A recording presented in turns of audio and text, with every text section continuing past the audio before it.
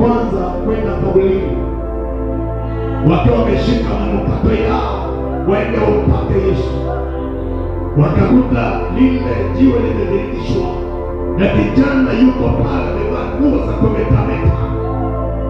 Bwana asifiwe. Alafu wale wanawake wakatishika, wakaogopa. Yesu amefufuka, kaburi liko wazi, wanawake wameona, lakini wamejaa hofu na mashaka mengi. Malaika anatamka, anasema msiogope, mbona mtafuta Yesu aliyesulubiwa? Amefufuka. Jina la Bwana libarikiwe. Amefufuka.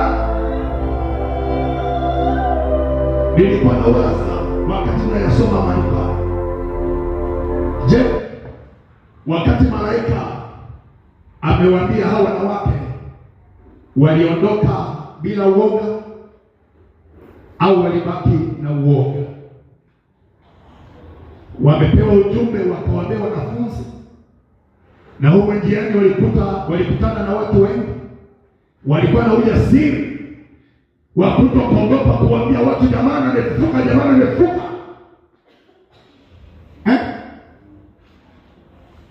Hamjasoma maandiko ni waliondoka kimya kimya. Bwana asifiwe. Waliondoka ni jamani kimya kimya, wanaogopa kwamba wakizitangaza habari hizo wanaweza wakakamata na wao wakachinjwa. Lile neno usiogope bado halikutumika wakati ule kwa wale wanafunzi.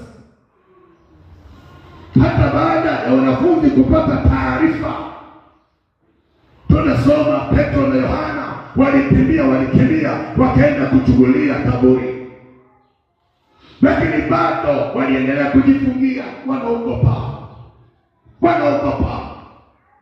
Na ndio maana ujumbe mkubwa wa kwanza ni kuambia watu hawa wasiogope.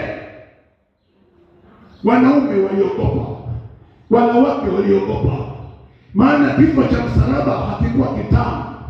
Mazingira ya kifo cha Yesu hayakuwa mazuri hata kidogo. Hata baada ya kufufuka, bado hofu na mashaka vilipanda.